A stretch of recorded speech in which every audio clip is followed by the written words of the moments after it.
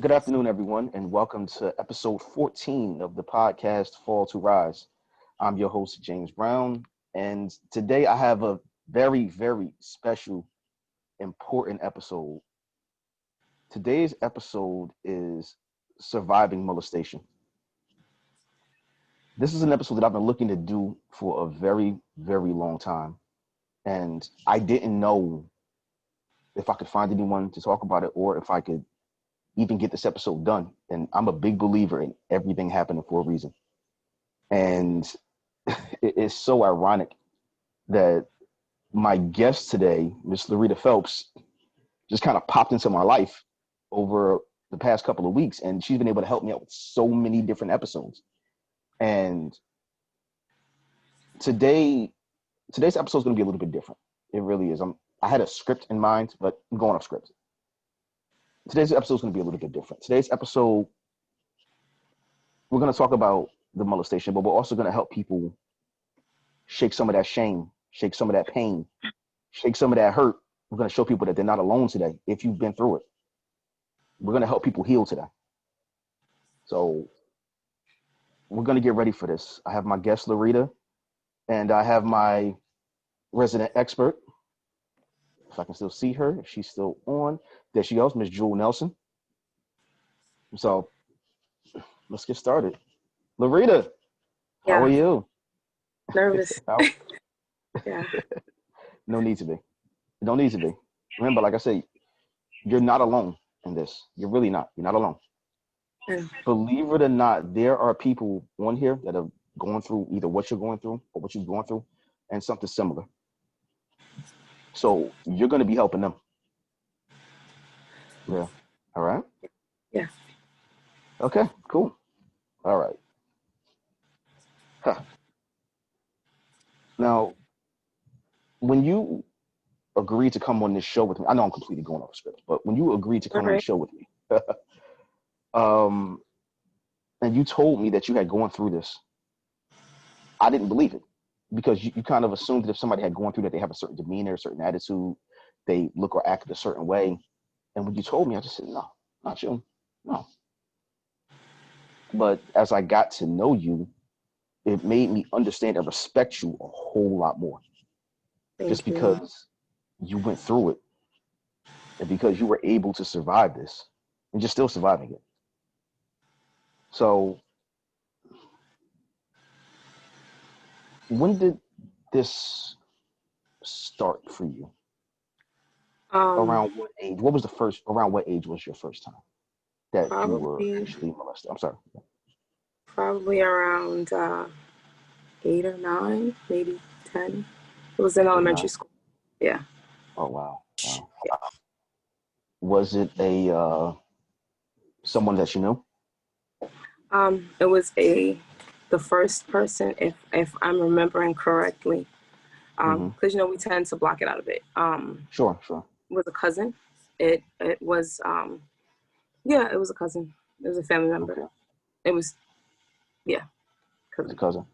Yeah. Was he a lot older than you? I don't remember. I honestly don't remember how much older he was than I am. It was two different. I don't remember which one was first. Okay. One was, I believe, significantly older, at least 5 years older, and the other one, I'm not sure. I don't remember for sure. Probably around the same age. Yeah. Okay. So they were probably about the same age. So when you were roughly around 8, the cousin that molested you was also roughly around 8 or 9 years old? No, they were older. They were both very much older. They were teenagers or close to teenage years. Okay. Yeah. When that happened, did you talk to anybody about it? No, absolutely not. I didn't confess to my mom that I had ever been touched until I was 14 or 15. And that was probably a couple of years before she passed away. And I told her, like, on a city bus, only because I was afraid that my stepfather had touched my cousin. She was just acting weird when we came back from being out. And I was like, all right, I don't know if he did anything to her because she's acting really strange. So on the bus, I believe it was like on Staten Island on the 48th bus on Forest Avenue, I remember, and I told her, and she just started crying because I had never confirmed it. She had suspicions, but I never confirmed it before that, and it had gone on for a long time. So what did she do with that cousin? Did she report the cousin to the police? Did she, No, the thing is, you? the cousins, this is the first time. You froze for a second. Another female cousin, maybe a few years ago, when we were just gathering, I think, for a family member passing away, and it just came up, and she was like, yeah, he molested me, he touched me too, I can't stand that MFer. And I was like, wow, because the cousins are not blood to me. They're blood to her, but they're not blood to me. So wait, you said cousins? Yeah. There was more than one cousin? It was two different male cousins on two different occasions. Okay. And then I never told my mom about the cousin. I told my mom about the Okay. Hold on 1 second. No. Hold on 1 second. I'm sorry. Mm-hmm. So, all right. So, you told your mom that your father or stepfather had molested you? You lost your audio. Okay, you must have muted. When you muted, I guess everybody. Oh, sorry. Can you hear me? Yeah, I can hear you. Yeah, go ahead. Mm-hmm. Okay. It was my stepfather, not my dad. I never died. Yeah. Okay. So, at what age did your stepfather start to molest you?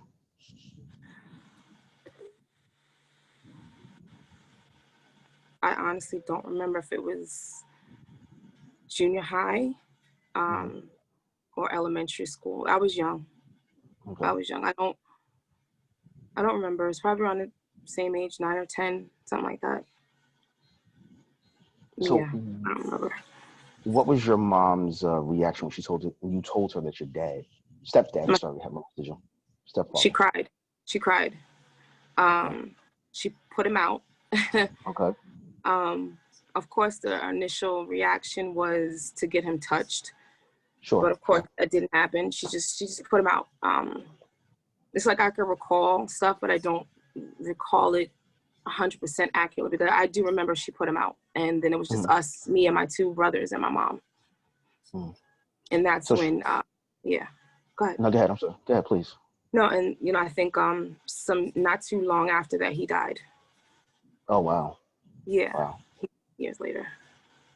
Okay. Yeah. So he was never arrested. The police was never called on him.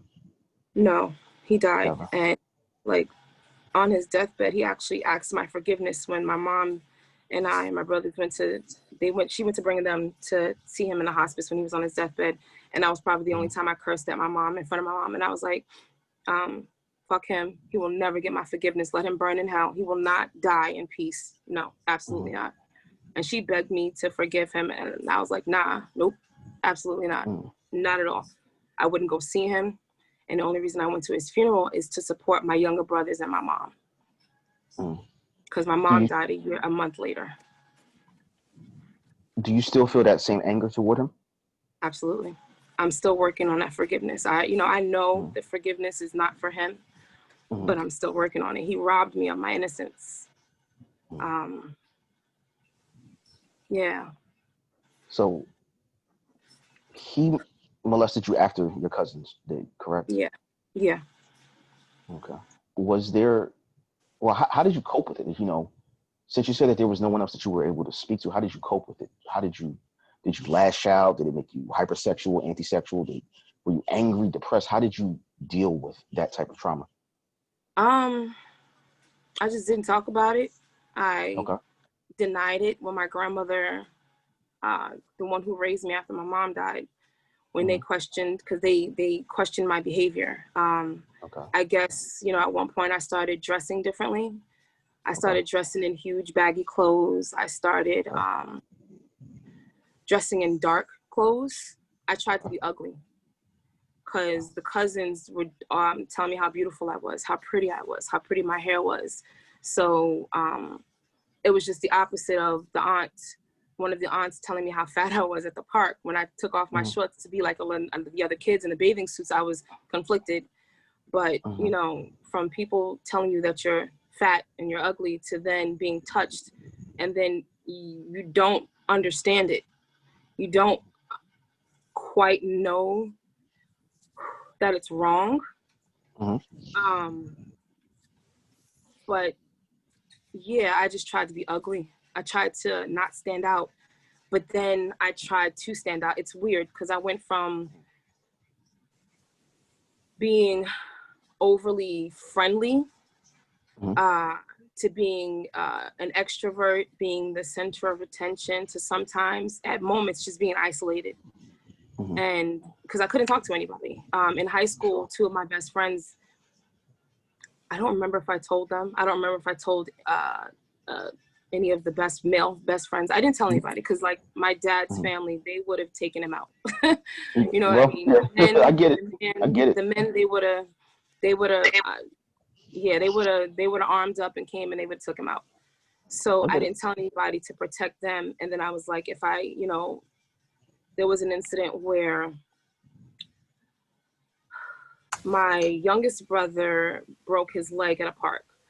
And then my middle brother, something happened. I don't remember what it was. My mom used to have dialysis and she had a wound, a bandage on her arm. And something happened with my stepfather. I don't remember what the situation was. I think I lashed out. For the first time, I stood up for myself. And I was a teenager. I had to be about 13 or 14. And he hit me, so I hit him back. And to this day, I have problems with that ear. And he dared me, because I said, I'll kill myself. And he said, go ahead, here. And he handed me Zantac pills, like, I don't remember how many of them, Zantac 75 before they were over the counter. And I took them.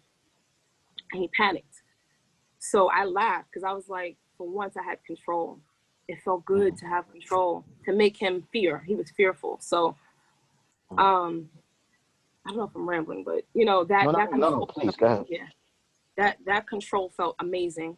Before that, because he was a very abusive man. He abused my mom. My mother was very light-skinned, so she would pop up with bruises, and they would question it, so we would have to hide it and go along with the lie. I was preparing to, protect myself and my family by preparing to kill him. Like, I don't keep a diary till this day because he went into my diary, read my diary, and saw that I said I was going to kill him with a gun that he kept in the house. And something that I learned later was a kilo of cocaine. I didn't know that until I was much older. And he gave me the gun, loaded it, cocked it, and said, you want to kill me? Go ahead. And he put it to his head, took the safety off. And the only thing that saved his life was my 9-month-old brother in the crib behind him. Later on, I planned on killing him by taking some of my mom's medication, shaving it down, putting it in a pill bottle. It was sleeping medication or pain medication. And I had a syringe, and I was like, if he ever touched my mother again, or if he ever touched me again, that I was going to put water in this bottle, slurp it up with sop it up with the syringe, and make sure there was an air bubble in it, and take him out, so that if the medicine didn't kill him, the air bubble would. It's like I planned to kill him because he was hurting us. I don't know if I was hypersexual. There were things that I don't like because he made me do things like, I don't like feet because of him. Okay. I don't like, he used to make me grease his feet. Like I was a personal slave type of shit. Like, I don't mean to curse for anybody who doesn't curse. Please, go ahead. I need you to be you. He, he just. You're all right. You're all right. He ain't here no more. And you have a lot of people here that have your back. So if anybody want to try anything else, trust and believe, you have a lot of people that are here backing you and that are helping you. He did a lot to break us down. I used to sleep fully dressed because I didn't want him to touch me. He used to touch me in my sleep. So I used to sleep fully dressed.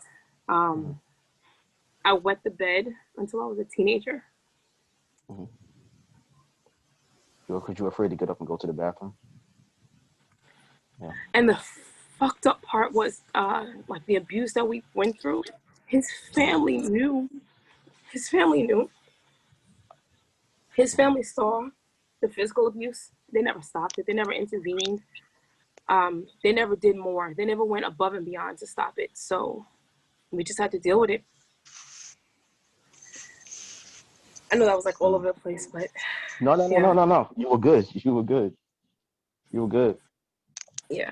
It's like I felt like he started the abuse with me once he got his own kid. You know, I love my brothers. Mm-hmm.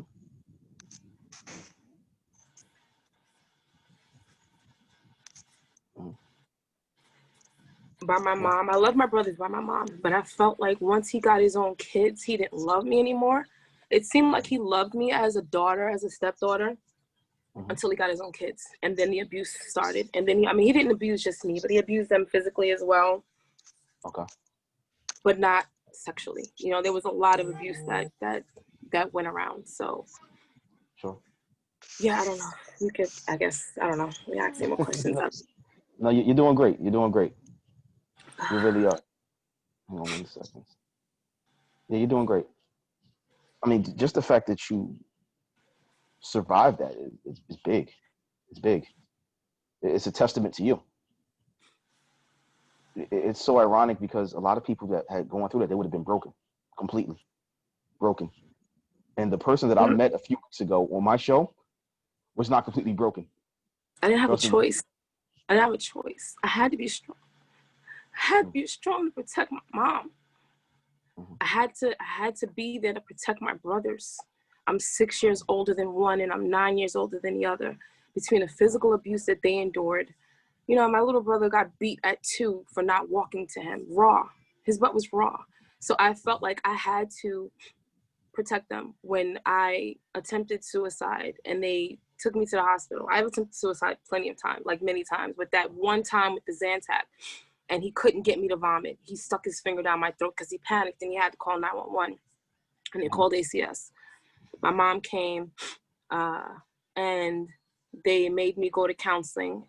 And, you know, I'm not a unintelligent person, so I knew when they asked you to draw pictures, I knew what they were going to look for. So I would draw rainbows and flowers and people smiling and, you know, people playing in the park. I would never tell them exactly what was going on. They were like, so what happened with your stepfather? I would lie because I knew they would take us out of the house, and I knew there would be no one to protect my mother. My mother was sick. So who else was going to protect her but me? My brothers were little. I had no choice. I had to keep it to myself. And like, I saw a few of my brothers by my dad jump on. I don't know if my dad's on. I'm not looking at the gallery. I'm looking at the names, but I did see a name pop up. And this is probably the first time they're hearing a lot of this. My dad used to ask my grandparents while my dad asked, and I always denied it. They knew. They saw the signs. They denied it. My pastor, emeritus, and first lady asked, and I denied it. Because I just felt it wasn't safe to admit what was going on and what was happening to me.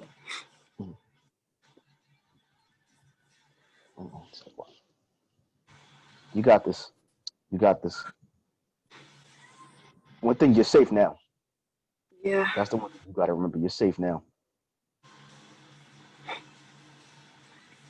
So, I mean, it's just amazing that you did the job that you did protecting everyone else. You did. Do you still have that mentality now? Do you still have a feeling that you have to protect everyone? Yeah. I'm learning to put myself first. Sure. The people that I surround myself with, the mentors that have come into my life, have very much drilled in our heads, you know, like on a plane, you can't save the person next to you if you don't put your own oxygen mask on first. Yeah. So I'm learning to put myself first. But God forbid if anybody, and I've said this, my kids are safe because I will have it no other way. No other way. Because that's one thing I wouldn't tolerate it. Like, yeah, I'm just going to leave it at that. I understand. I understand. Uh, I know that you've had to protect everyone else. Uh, who protects you right now? Good. Well, believe it or not, you got a lot of people. I You have a mean, lot. I have 6 brothers between my Oh, mom and dad, and I have my mm-hmm, dad. mm-hmm. Um, my dad and I reconciled in my adulthood, Okay, and I talk to him a lot. okay. Um, I feel like my brothers would go to the end of the world and back for me. Um, I feel like my dad would protect me, but Mm-hmm. I'm here where we are pretty much alone. So, to believe it or not, I think my kids are my biggest protection and they shouldn't be in that position. But I think my kids are my biggest protection. Yeah. Mm.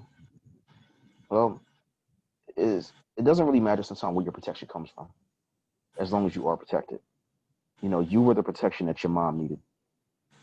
I mean, unfortunately, it was through a terrible situation, but you were that protection. You were strong enough to be that protection, and you should remember that you were strong enough to protect her. So if you ever get your moments where you feel less than or you feel weak, I need you to remember that. You know, we've had a lot of conversations like that, and I need you to understand and own your strength. I need you to. Hold on, You you know. just froze. Okay, I'm back. It's Okay, sometimes we're with the back. iPad that I'm on. Yeah, it's the device that I'm on. It'll do like a 6 or 7 minute, 7 second freeze sometimes. But yeah, I figured that That's out. that Queen's Wi-Fi. That's what it is. It's You this know, iPad. we don't have those issues in Brooklyn, even though I'm not in Brooklyn anymore. But just saying. That's shade. Uh, That's cool. it's all right. Hey, when I'm back in New York, we're all family. But, um, all right. Now you say that this happened with your dad when you were in Step, roughly around. step, I'm sorry. you said as far as the abuse, it was my stepdad. It was not my dad. I'm sorry. Your step. I apologize. It was not Yeah, your father. Your stepdad. Yes. right, Yeah. I apologize. Your stepdad. Yes. It was your stepdad. right. This was around junior high school, give or take. So, right. It started between the elementary, maybe between 4th and 5th grade, all the way through high school. With your stepdad. Yeah, it went on And for years, and it was and manipulation. But go ahead. Yeah, your question. I'm sorry. no, it's all right. And with the two cousins, was this also around the same time? They were in the beginning. They were when I was younger, and it didn't last. I don't remember it lasting Mm-hmm. more than past elementary school. I don't remember, in all honesty. Mm-hmm. But as far as I can remember, it was just up until no longer than 5th grade. No time after that. Okay. Yeah, that I Now can I remember. know that. Sorry. No, it's all right. It's all right. I know that you said that your stepfather passed away when you were around 14. What about those He passed away cousins? when I was 16. 16. 16. I'm sorry. 16. All right. Now, what about those cousins? Did you see them after you became an adult? One of them has passed away, Okay. and the other one I did see, and that's when I found out that he also molested his blood cousin. And I don't mess with him. I pretty much stay away from him. I keep him at Mm-hmm. arm's distance. I Mm-hmm. Yeah, I don't mess with him like that. I don't Understood. really talk to him. Mm-hmm. But no, like I said, nobody knew except for Mm-hmm. her and I at this point. As far as who he is, just she and I know who he is. So we pretty much keep him at arm's length, if not further away. Okay. Okay. Now, did these two cousins ask for forgiveness, or did they Absolutely not. apologize? No, Was it the type of no, thing where they just kind of acted like it didn't happen? pretty much. They treated me like I was like a chick that they were trying to like holler at, I guess. Like if I can remember, like I said, it was like they were almost grooming me. I don't even feel like that's the right terminology, but, you know, the compliments and the way that it went about, it was just, there was no apologies. There was nothing. In adulthood, I don't even think they even, if I were ever to, what's the word I'm looking for? Confront him, because he's the only one living. I don't even think he would acknowledge it. Oh, wow. He would probably deny it. My stepfather denied it when I think we confronted him. He denied it and cried and said, you know, I think at one point, I can remember once he cried and said, I would never do that to her. How could you think I would do that to her? And sobbed like a baby. He was lying his ass off because he did the most and made it manipulation upon manipulation on, like, making it once a voodoo ceremony of trying to cleanse me because he said somebody put voodoo on the household and he had to cleanse me and did this freaking ceremony. And my mom wasn't home. My mom was sick at that point, so she was in a hospital a lot or at dialysis. And he did a lot of what he did, and she was either at dialysis or in the hospital. So it was just like, he did that, or he was training me for karate. So I had to do full splits to the side, but he was directly behind me, like literally penis to my behind, directly behind me with clothes on. And, you know, there was one time I was actually sodomized. And I never said that before. I've never told anybody that, but I was. And I didn't know how to handle that. I didn't tell anybody. I didn't tell my mom. And it was, I think after that, he said, I didn't do that. He denied it. And I was like, well, maybe he didn't. Like, it made me question my sanity. He made me feel like maybe I imagined it. So with the denial of a lot of things, I questioned my own sanity. Like, maybe I imagined it. Maybe it was a dream. And then, you know, there was a time, like I said, sleeping fully clothed. I can remember him literally on his belly on the floor. And I look up and I'm like, maybe I'm bugging out because I'm waking up to my clothes open. I'm like, I didn't go to sleep with my clothes open. And I literally was sleep fully clothed, like big hoodie, t-shirt, undershirt, leggings, stockings, jeans. Like, I would wear all of that to bed because I figured the more layers, the harder it is for him to touch me, then he won't touch me. Sure. Wow. During this time, you said that it stopped roughly when you were around 14? That's when I told my mom, and she put him out. It was probably like, might have been 14, 15, something like 14, that. 15. Okay. Now, did you date within that time frame or after that time frame? I had boyfriends, yeah. Yeah, I did actually. I did date. My mom, yeah, I dated. I mean, they didn't know what was going on. Sure. I think one knew about the abuse, and from what I'm being told, because I never had a conversation with him, he said that I was crazy, and my stepfather was beating the hell out of us. But I don't know how much any of the boyfriends knew, but I did date. Yeah. I just never felt safe enough to tell any of them, though. Of course, I never told anybody what was going on. And I know around that age, you know, teenagers, you know, a lot, especially the young men, are going to push for sex. You know, how did you handle that? I didn't lose my virginity until I was 16. And my aunt knew. My aunt knew about it, and she's like, no, I knew, and I was like, no, you know, but I think I know where you're going with this as far as like,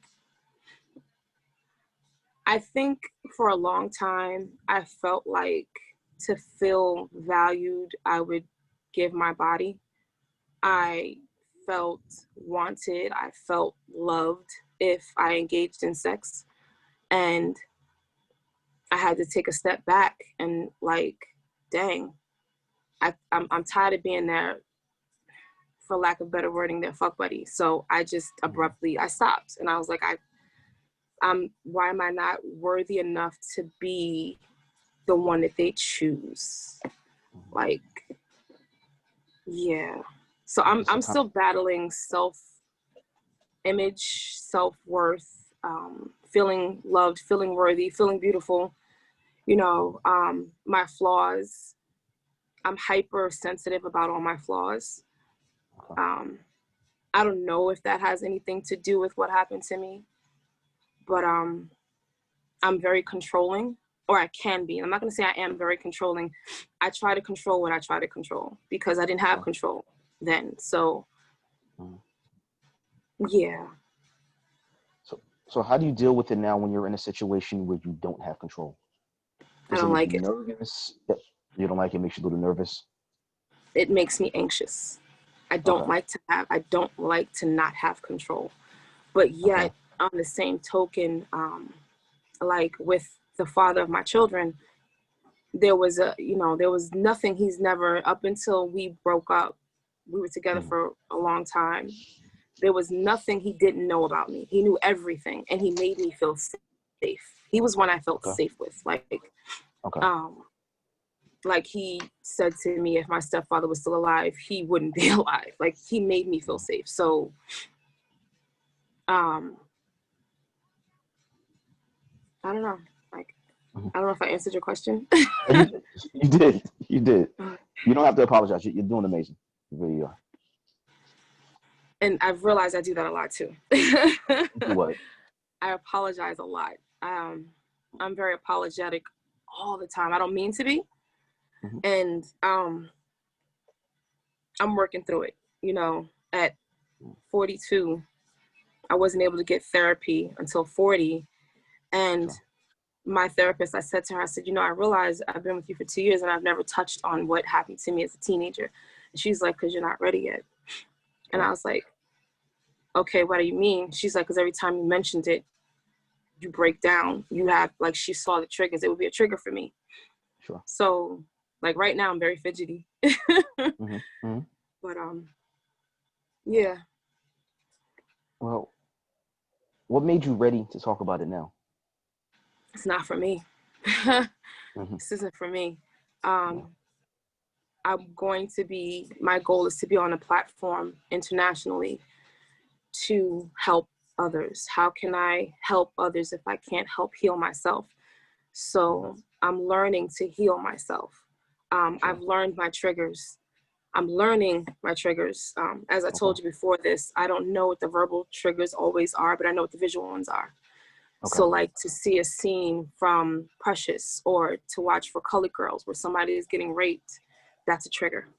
When I had a certification for mental health, for suicide watch for teenagers, when they got into talking about sexual abuse, that's a trigger. So it's like, I had to actually get up and physically remove myself from the room oftentimes to just get my emotions in check, because I'll completely lose it. I'll completely flash back to those times and I go off by myself. I cry it out for like 2 minutes. I don't give myself longer than that. And I tell myself to get over it, and I shake it off literally, and I go back into the room. And because I may be brown skinned, but my face tends to show up with the redness, and, you know, people can tell. So I will tend to, like, you know, I'll put my face down, I'll hide my face until I feel like my complexion goes back to normal. I just don't like people to know. I don't like to appear weak. Yeah, I understand. Yeah.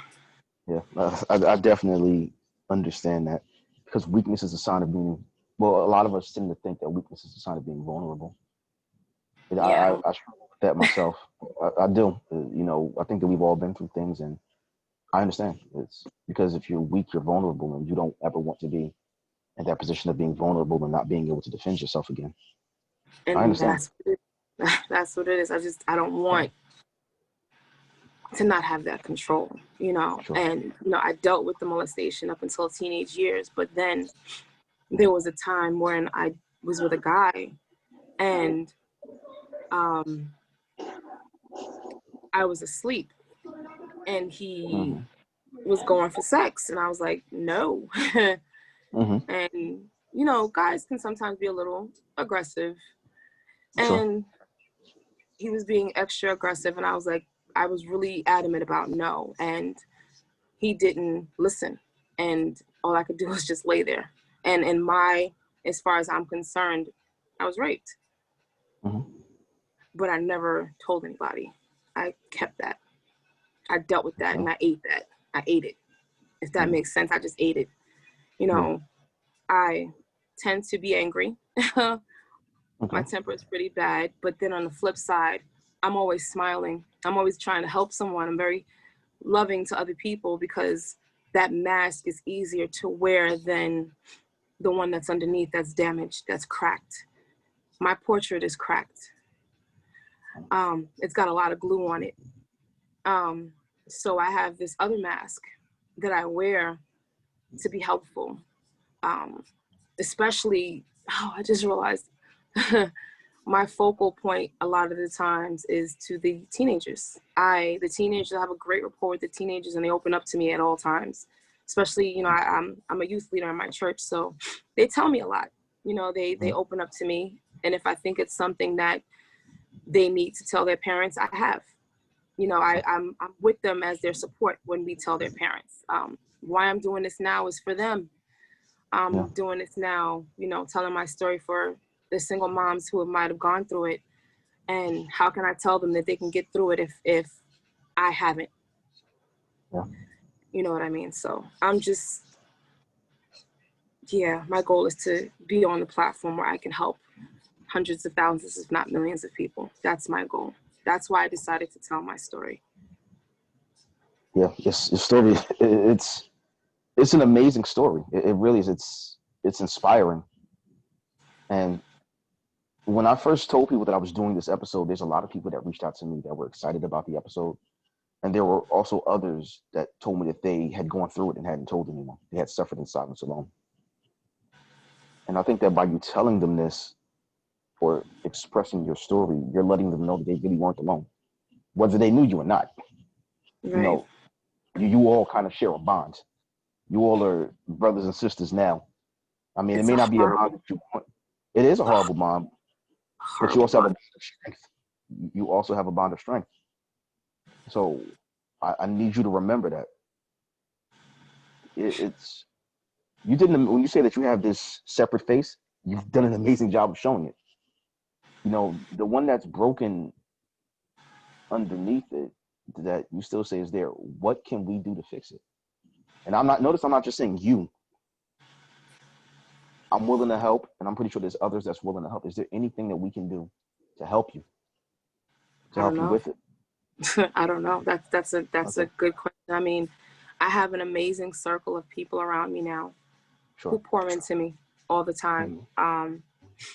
My Grateful Call family, my my network marketing family from my Boomerang, you guys on the podcast. You know, I've been introduced to a lot of new people. He said, she said group.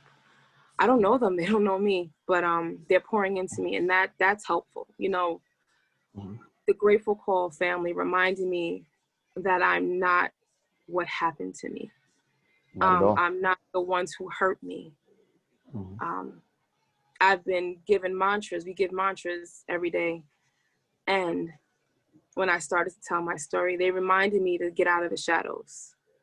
They reminded me of the light that I have inside that needs to be seen by other people. They reminded me that not only do I need to walk through the door, I need to tear that bitch down, you know, and make way for the ones behind me. I need to lock arms, and they've locked arms with me. And I love them for that. You know, I've never been around such a strong group of people who are willing to love. I think you froze for a second. There we go. Yeah, to those who feel invisible. I felt invisible for many, many, many moons. And I still feel invisible a lot of times, where I'm feeling like I actually said to my daughter, who I believe is on the line. I remember saying to her, you know, I went to a surprise birthday party for my first lady, and it was an amazing event. And I said, when I got home, I said, dang, I wonder if anybody loves me enough to celebrate me like this. I wonder if somebody did a surprise party, would anybody show up? I wonder if I died tomorrow, would I be celebrated? Would I be missed? You know, dealing with the molestation and the abuse, I've been very suicidal for most of my life. And that's a battle that I fight daily. I had an eating disorder. Being thick, per se, being an athlete, I didn't find out I had an eating disorder until I was doing a research paper for college. And I said to my coach, I went to the trainers and they said, you know, if you only eat enough to burn energy, like I was eating an apple before practice and taking sugar water to practice. And it was like, you know, that's anorexia, right? And I was like, no, but I'm not bony. It was like, you don't start out bony. So it's like, I think with all that I went through, I developed a lot of issues that I'm still working through. I could go days without eating, literally go days without eating because I don't think about it. I don't know if this is because of what I went through, but it's a lot of crap that I had to, you know, deal with, that I still deal with. I was afraid to be alone. I had a fear of being alone for many, many years. I felt like everybody left me. And I said, even my own father left me. My father left me, you know. And then I said, you know, once my stepfather got his own kid, emotionally, he left me. When my mother died, she left me. It's like, I just felt like I was afraid to be alone. And again, I don't know if this is because of what I went through, but it's just an enormous amount of fear that I'm still fighting to get over. So it's annoying. Yeah. It's very annoying. So it's one of the things that you can't control. Yeah. I'm learning though. Yeah. Is therapy helping? It is. It's made me recognize my triggers. Okay. I self-mutilated for many, many moons. Because as I was dealing with the molestation, the only way I could deal with the pain was to cause pain. It was like a release valve, if that makes any sense. Yeah. So I would scratch skin until I scratched to the blood, I would cut. And recently I found out that, you know, through my therapist, that the pulling of the hair is a self-mutilation. And I didn't recognize that. And I did it in places, you know, it's not seen to the public eye. So my therapist, she's very, very, very, very blunt with me. Very unfiltered. So when I'm going through it, she calls out on it. Hi, that's my therapist right there. Hi, Aliana. Oh, okay. I was wondering where that came. How are you? Yeah. So, yeah, she calls me out on my BS like all the time. And if I'm going through it, I can always call on her. I can always call her. So that's the one thing I'm thankful for. Okay. At least you got someone that's there fighting for you. One of many. Yeah. One of many. So, I mean, if you can speak to someone that's going through this right now, or that has gone through this, what advice would you give them? Tell someone that you trust. Find someone that you trust. You're not alone. You'll make it through. You are worth more than anything that's happened to you. They can't make or break you. Don't let it break you. Find something to help heal you. If you can't find that person to talk to immediately, journal, write, listen to music, dance, pray. Do Sing. something. Yeah. Sing. Yeah. Yeah, sing. Find something productive to pour that hurt into. My outlet was anything music, anything of the arts really is my outlet. And then I learned how to crochet horribly. My crocheting is horrible. So I can't ask you to crochet me a sweater? No, I have scarves. I could do a decent scarf, but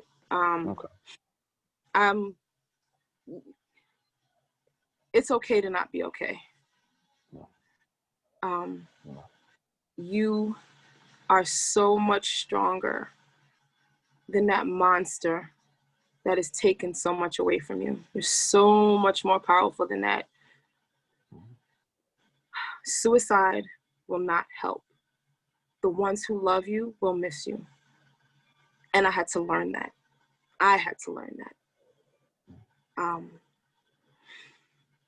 You'll make it through. I mean, I'm still working through. It could be years, it could be decades, but you'll make it through. Mm-hmm. Yeah, you are making it through. I mean, there's a lot of things that you've said to me today that I didn't know. Yeah. And when I look at you on the surface and when I speak to you, you would never know because you've never shown that side. I can't. How can I? That's weakness. It's okay to be weak sometimes. I'm working on it. I'm working on it. It's okay to be a little vulnerable sometimes. It's all right. I'm even learning that it's okay to show weakness in front of my kids. My therapist was like, they need to see that part of you. And I was like, absolutely not. Absolutely not. So, you know, there's been times, my oldest, I can remember her at 2, rubbing my back and saying, Mommy, it's going to be okay. I shouldn't have to pull strength from a 2-year-old. That's crazy to me. This is something that I had to learn. You can get help and inspiration from anywhere. People and things are placed into your life that you may not expect or may not see coming. And they're placed there specifically to help you. You just have to watch. You just have to look. You know, her helping you, she may have subconsciously or consciously known that you needed that at that moment. So it's all right. Yeah, she's my, that's my mama there. She'll be 23 and she's, people, I have people that don't understand why I'm as close as I am to her. First of all, I had her young. I had her at 19. So we grew up together. And she's my best friend. There's nothing I haven't told her. Like, my kids are very aware of my story. Okay. And my oldest is, she knows when I need that hug. I hate when I get that hug because it makes me cry more, but you probably feel good after that cry though. I guess, but it pisses me off. And I know that's crazy to say, but it pisses me off. I don't know. I feel like I should always be the strong one. Like, I always have to be in armor. I always have to have that armor up. Always. I can never put that armor down, ever. Because when you put that armor down, you get hurt. You put that armor down, you get hurt. You can't afford to get hurt. Always having that armor up gets heavy. Starts to weigh on you. You got to put it down sometime. It's going to take a while. And I know it's hard to do because you think that that's what's making you strong. You think that's what's making you resilient. But it's really what's inside of that armor is what's really making you resilient. That's what's really making you strong. It's not that. Trust me, you're stronger than you know. You are so much stronger than you know. And all that pain, all that armor, all of that's inside of you, you're going to have to drop it one day. And I know it's hard. It's going to be hard. Because that's one of the few things, you're holding on to it. Because I'm not going to say probably, but when you hold on to that, you think you're still controlling it. Because I'm still holding it so tight. But when you let it go, you let that weight go, let that pain go. I know a lot of people that have been through, not to the extent that you've gone through, but they've gone through molestation. They've gone through rape. I've had people in my family that have gone through it. And some of them are still learning how to drop that weight, how to let that go. I definitely advocate. Yeah. I definitely advocate therapy. I advocate, and this is the hard part, learning how to love yourself. I advocate learning how to forgive yourself. And those things are hard. It's crazy. I blamed myself for being touched. I blamed myself for being molested. I was like, it's my fault. If I didn't dress that way, he wouldn't look at me like that. If I didn't put perfume on, he would, like, I worked hard to not be noticed, to not be attractive per se. You know what I mean? Not to be pretty, to not be pretty. And I took that into my adulthood. I took that well into my adulthood, where I'm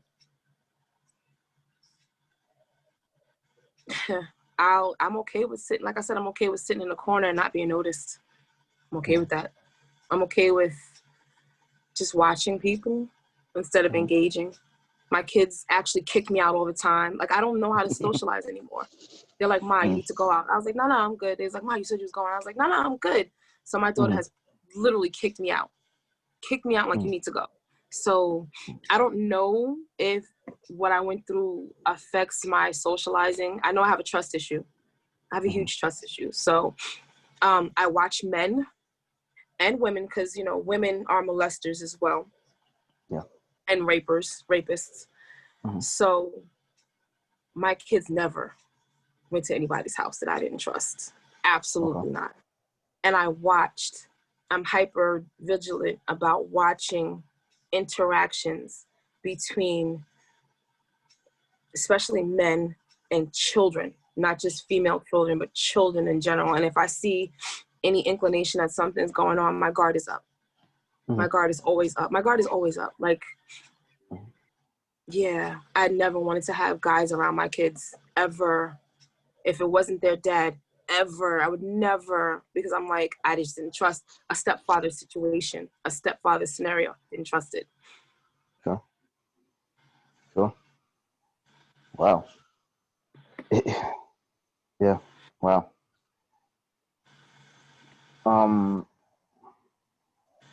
I had some more questions. I'm gonna hold off on them. I'm really gonna hold off on them. You're right fine. now. Like I told you, you can ask anything. It's not for me. This is not for me. I'm not doing this for me. I'm doing this to help someone else. So it's fine. Yeah, and you are helping people. Like I said, believe it or not, there's a lot of people that have contacted me privately and said that they had gone through it. People in my family that I didn't know about had gone through it. There's people that may be going through it now. My own mom told me, like, she never told her mother a cousin did something to her. And I'm like, damn, you know, my mom, beautiful, you know, and she said, I don't remember exactly, but a cousin did something to her. And she said, if I told anybody, he would have not walked the earth. So it's like in the community, in the African American community, I can't speak for anybody else because that's not what I am. I'm very mixed, but I can't speak from what I'm not in. It's taboo. It's not talked about. It's not addressed. It's retaliated against sometimes if it's found out, but it's not addressed all the time. It's not talked about. And that's a problem. Like with my kids growing up, I refuse to say that's your cookie jar or whatever. No, hell no. That's your vagina. That's your penis. Know what they are. And nobody's to touch that. Ever. Nobody's ever to touch that. So my grandmother was like, why are you telling them that? I said, because they need to know their body parts. Because if anybody messes with them, I'm going to have a problem with that. They're not going to have to worry about the father, their dad. They're going to have to worry about me. That's what they're going to have to worry about because I'm coming for them. I'm going to come with the cops for their protection, but I'm coming for them. I get it. I definitely understand that. Oh, man. Your strength is so inspiring to me right now. It really, really is. We're gonna come back to you. I have one of my resident experts on right now, Jewel. Jewel, are you still there? She's still on. I don't know if we lost her. Yeah. No, I'm still on. Okay. Yeah. For those of you that don't know, for those that saw a previous episode, Jewel is a therapist that specializes in, again, I'm sorry, what's your specialties? I'm a licensed marriage and family therapist. Okay. But I've worked a lot with trauma, mental health, substance abuse, primarily children and adolescents, and families. Mm-hmm. Now, is there any advice that you can give someone like Larita, or people that are going through what Larita has gone through? She's touched on all of it.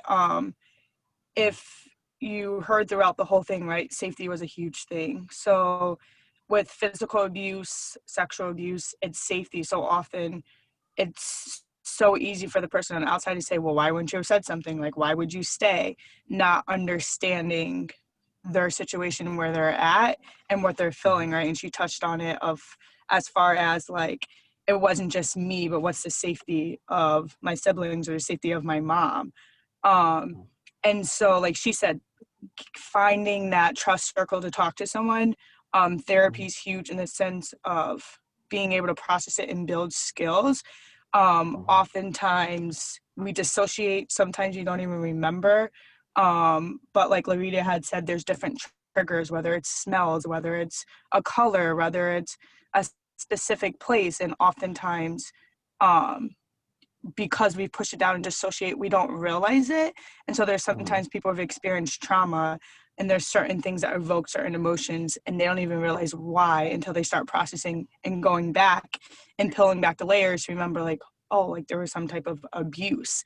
And it's huge to build those skills. But like Larita had said with her therapist, right? Like in that sense, if you don't feel safe and you don't have fundamental like coping skills or that place where it's like, if I'm triggered, what am I going to do? We're not going to open up trauma. The last thing anyone wants to do is open up trauma and leave you vulnerable, because the whole thing, like she's saying, is safety.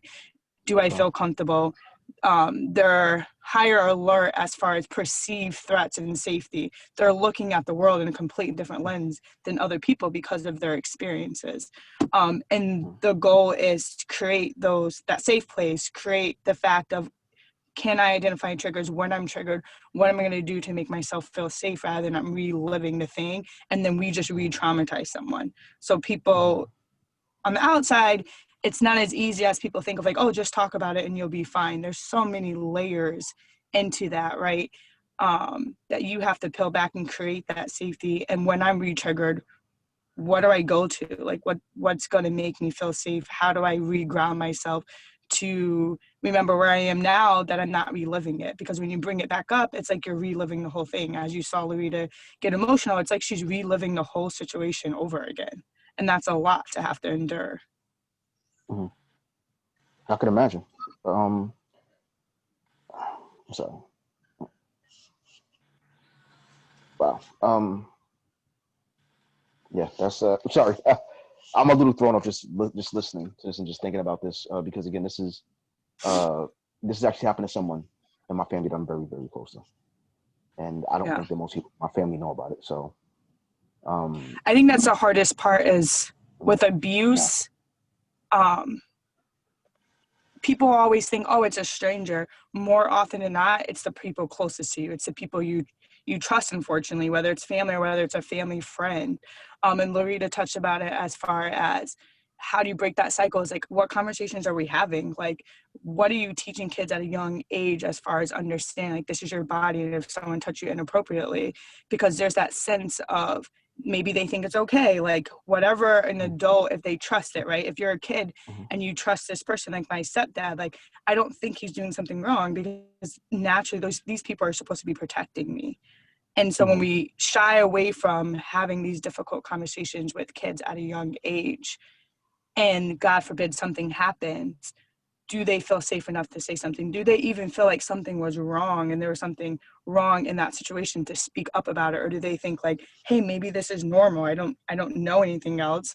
And this person I trust is saying this, that's okay. Even the word secret is a huge thing. And it builds so much shame and guilt around like, can you keep a secret? Oh, let's just call this our secret, and breaking those barriers and just the stereotypes around that, to be open about that rather than feeling like I have to keep this a secret, or this is going to happen. And like she said, people will use fear, manipulation to keep you there. So if we're not having those conversations with kids at a young age, they find themselves in a situation. Naturally, what do? You bottle it up, and then it comes out. There's kids who externalize it, or it's externalized. So you have the kids who have just behaviors that are wild, whether they're over-sexualized, maybe it's provocative the way they're dressing or what they're saying, or inappropriate boundaries is a huge one. Oftentimes they regress in toileting, whether it's like you're peeing or you're pooping on yourself. You have the ones that internalize it, where they're just really quiet and they isolate and they become suicidal. So there's so many different avenues that one can take when they're abused, and that goes from emotional abuse and physical abuse. Oh, wow. Thank you, Jewel. Thank you so much. Can you hang around, because we're probably gonna have some questions for you during the Q&A.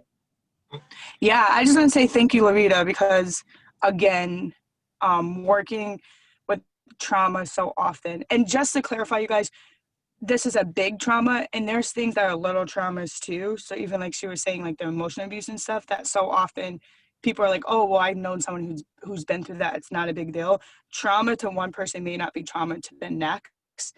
And that's where, if we can break the barriers of this judgmental that we base on someone of why they're feeling that way or why they're acting that way, it's going to be huge. But Larita, I just applaud you, because again, when you retell your story, it's like you're reliving it all over.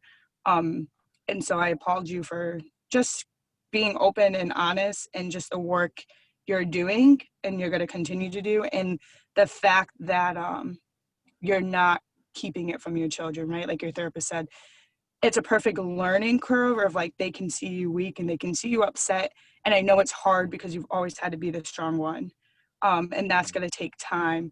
But no, there's power in showing them, because then you teach them how to deal with whatever emotions come up, and then you teach them that it's okay to not be okay. And you said that it's okay to not be okay. And that's a very powerful thing that we've gotten away from, and feeling like I have to do it myself, or what does this look like? And so I just applaud you. You're going to reach the masses. God is going to use you greatly. And this is just the beginning. Thank you. Yeah, I've always kept an open situation with my children, where their dad and I have always told them, no matter what it is, you can always talk to us. And there's no situation that you can't come to us for. So that still stands. You know, my oldest is going to be 23. My son is 18. My youngest will be 12. That still stands. So they know that there's nothing that they can't talk to me and their dad about. Even though me and their dad not together, there's nothing they can't talk to us about. That's great. That's great. Jewel, I'm sorry, Larita, I'm going to read you something that someone sent me. Okay. If you remember from previous conversations, I said that your story is going to help a lot of people. Okay? This is something that someone sent me.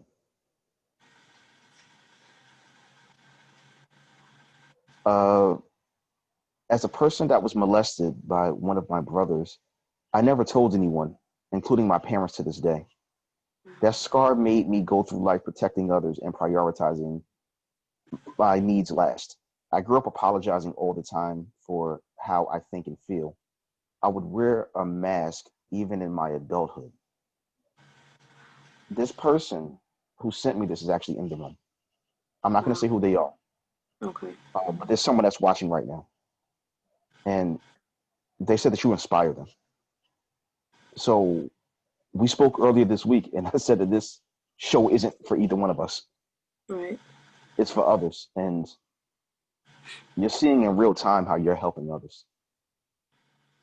You know, you unloading this weight is helping others, and it's helping other people drop theirs as well.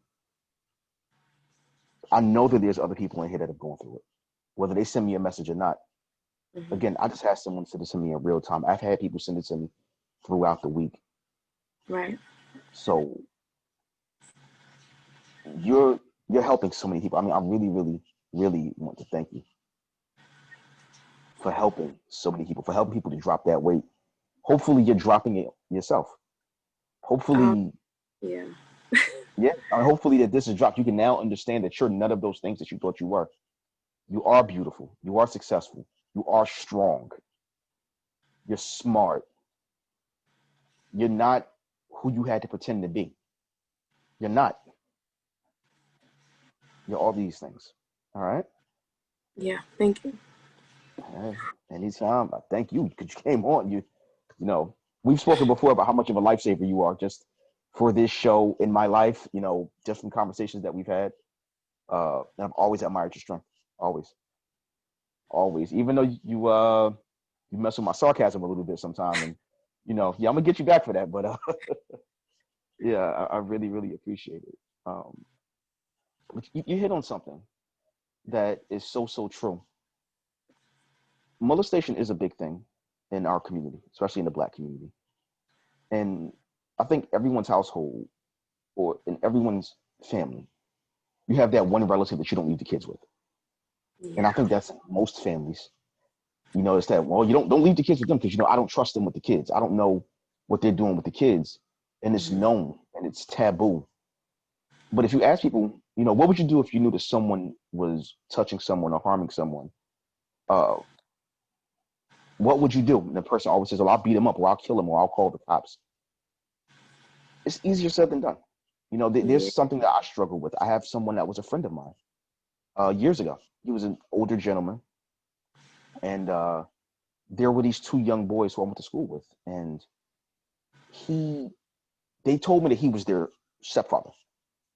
They were white. So I said, okay, great. But they didn't live with him. Their mom had just passed away. And whenever they would get drunk, they would start to display hypersexual behaviors toward men. And again, these were teenagers. And then I started to notice that there was another young man who lived in my area who would hang around this same individual that these kids called their stepfather. And that young man later came out homosexual.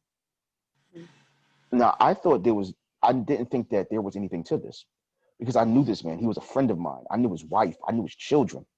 I said, there's no way that this man is doing anything to these kids until this guy made a pass at me one day, which shocked me because, again, I knew his wife. I knew his kids. And he wound up passing away not too long after. He passed away in his sleep. And as the years passed, I started to think and wonder, was he touching those kids? Was he touching these guys that were my friends and I didn't know? And the thing that I struggle with is I know that I say that I would call the police or I would hurt him. I know that. I know that I say that, but you kind of have to ask yourself, would you? Right. You really, really have to ask yourself. I'm going to pose a question to everyone here. I need everyone to do me a favor. Can you close your eyes? Because I need you to really, really pay attention to the question that I'm going to ask you. And once I finish, you can respond in the chat. Imagine if someone that you love dearly, whether it be your dad that took you out to the baseball game, that was always there for you, that comforted you, that supported you, that was your best friend, that was your protector, that always steered you right, or your uncle, or your pastor, or your mom. Imagine if someone told you that someone touched them. I'm sorry, or that they touched someone else. Imagine if someone says, yeah, your favorite uncle molested me. I want you to really think about this. This is the person that you trust implicitly. Would you call the police? I need you to really be honest with yourself. Would you call the police? Would you tell someone else? Or would you tuck that inside because that shatters the image of this person that you created? Because we create these images of these people. We think that they're flawless. And we'll lie to ourselves and say, there's no way they're doing this. And even if they are, they just had a moment of weakness or they just need help. I don't need to send them to prison. I need you all to really, really think about it, all of you. Would you have done it? Would you have sent them to prison?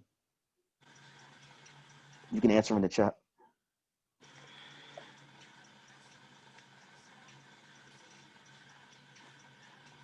Because I think that the answer to that is the reason why this still happens. A lot of us say that we would. We say it publicly, but until we're in that situation, who's to say? Because a lot of the people that I know that have been molested, the person that was molesting them either told someone or someone told on them and nothing was done.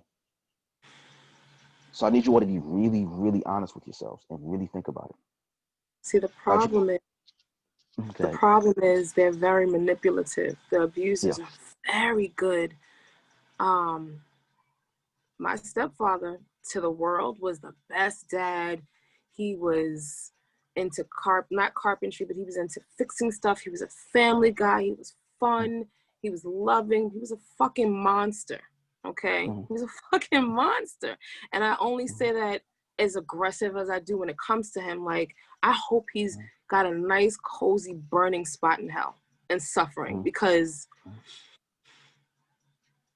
they're very, they act to everyone else. They put on this facade, you know, that they're the family guy, and they would never, ever, ever do that. So then when you have, and if they are that favorite uncle or that favorite grandfather or whoever the hell it is, or auntie, they're not believed. The kids aren't believed. That's the problem. There's a lot of times the kids aren't believed, or if it's a mother who has all these dudes running through her house, there's been times when she was like, that's my man. I'm not putting him out. That's my man. Like, that's a problem. That's a freaking problem. And, you know, because I went through what I went through, one of the things my pastor emeritus said to me was, that he said to me and my ex when we had our first daughter, he was like, if y'all don't stay together, do not have different people in and out of the house around these kids, around your daughter. Don't have different men, you know, don't have different females around them. And that's something that we stuck to. My kids can count on one hand how many guys that they've ever seen me involved with. And I'll be damned if I have them around my kids early or by themselves. Never gonna happen. It's very rare that I'll have my kids around a dude alone. I have to really trust them. And I let it be known, yo, I'm a sweetheart. I'm loving. But I'll take you out. Like, don't touch mine. And you know, and it sounds very aggressive and very violent, but I know what harm it caused me. I'll be damned if I let it happen to mine. I'll be damned. And to this day, I'm really protective of mine. She's 23 pretty much. I will go to bat for her forever, for anybody. I don't give a damn who it is. I may not be able to beat them, but they're going to walk away with some scars. I promise you they're going to remember who I am and not to mess with mine. And that's how I've become. With my brothers, I love them, and they call on me because they know I'm protective. But I have to, at the end of the day, be like, I got to put me first. I had to start putting my sanity first. Whereas, how can I help them if I'm not healthy? There was a time frame in June and July, I was suicidal. There was a lot going on, and I lashed out, and I called. I think you froze again. I'm afraid. I don't know what I'm going to do about this. And she was like, go to the emergency room if you need to. And I told my son, like I said on the last podcast, I told my son, be prepared if your sister's not here to look out for little mamas, because he's 18. I said, if your older sister's not here, you're going to have to look out for little mamas until I come out the hospital, because I just need to be well. And he was like, all right, Ma. Okay. So it's like that communication has to be there. Parents need to freaking believe their kids. You gotta be more protective of your kids than a damn man or a female. Like, dudes and females will come. Penis and vagina is abundant. Like, it'll come. Like, protect yours. You know what I mean? Protect yours. Believe them when they tell you stuff. Watch how they act, because our demeanor will change. We can go from being extremely outward and friendly and playful to being very secluded, very withdrawn.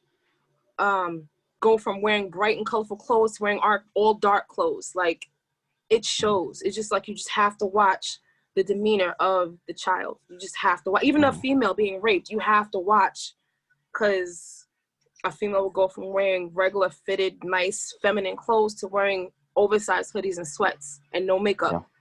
Yeah. So it's just, you know, for colored girls, you know, in that movie, she went from dressing regular to being completely withdrawn with dull colors and completely covered up because you feel like it's your fault.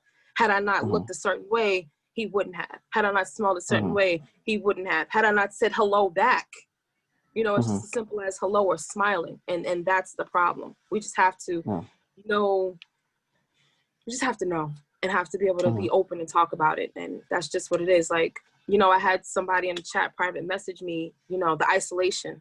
You feel alone. You know, you feel like you're by yourself when you're going through that. You feel like nobody will understand. They'll judge you.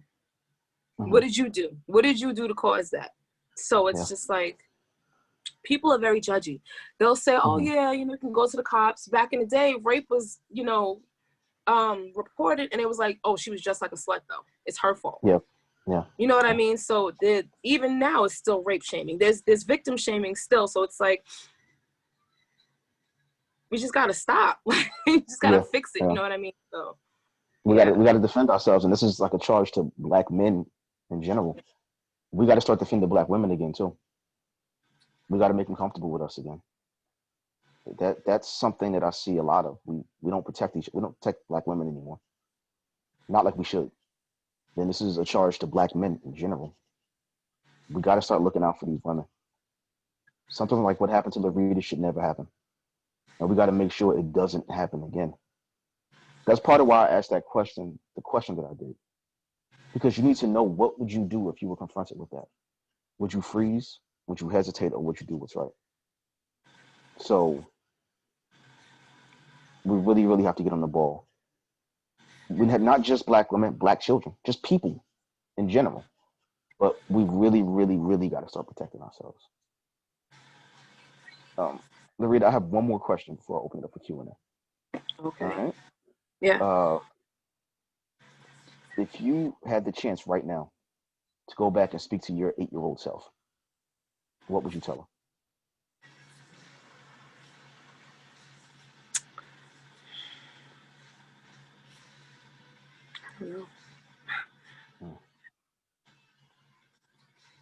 I don't know. That's sad to say. You'll make it through. It's not your fault. Someone loves you. And you're not hated. Harming yourself is not the answer. Tell someone.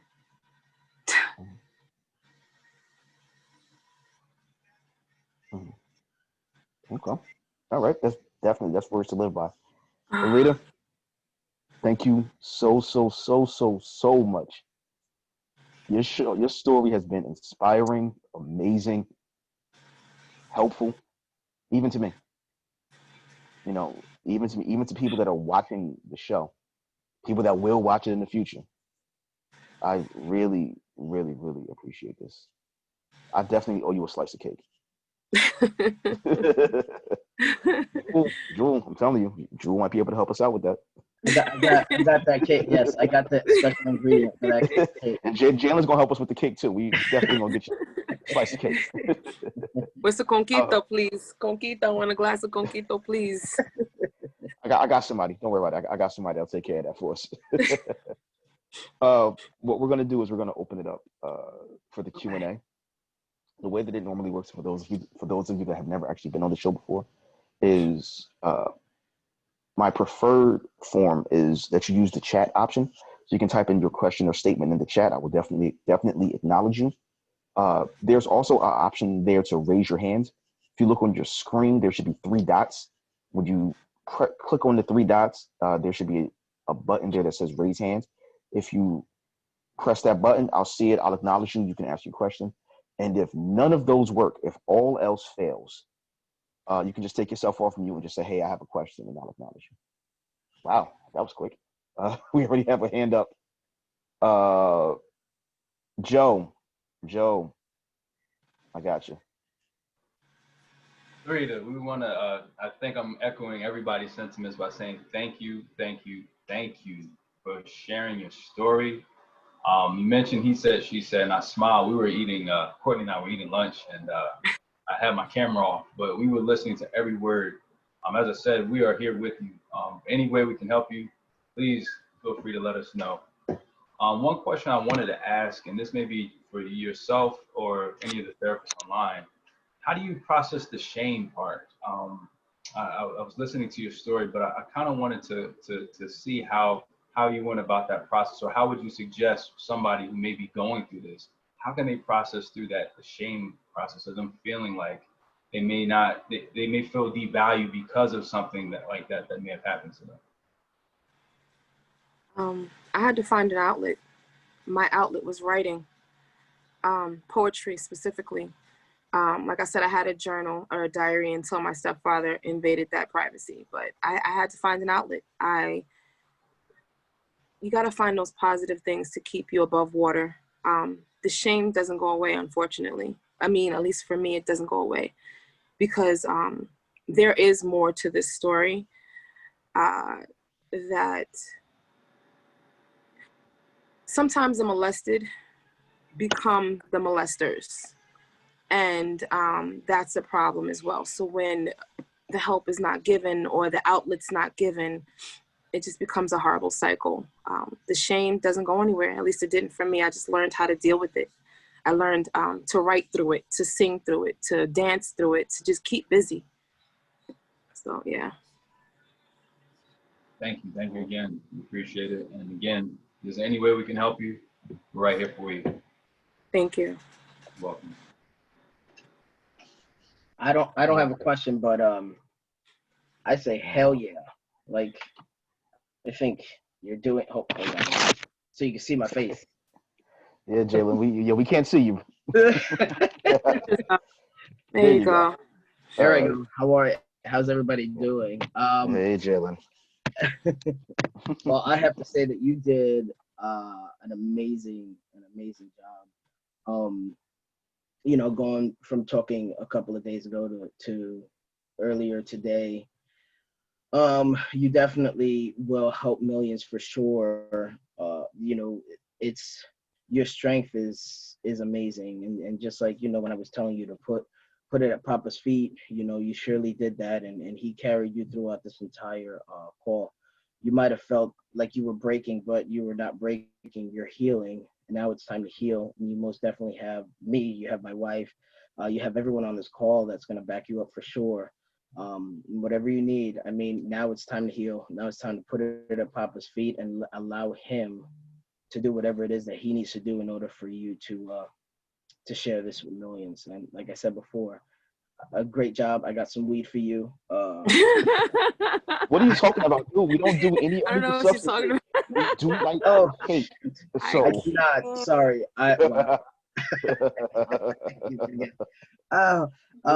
No, I have brownies. There we go, brownies. So some brownies for you, so that you can feel nice, and my wife will make the coquito and stuff. But yeah, great job, amazing. And again, I am looking at the chat like you were doing for me last week. There are a lot of people here from the Grateful Call, and we definitely have your back, and we all love you. And if you need anything, we're here. I had no more questions. You answered everything. You're good. Thanks. Thanks, Jalen. Thank you. Let's see. Latia, your camera's on. Did you have a question or a comment?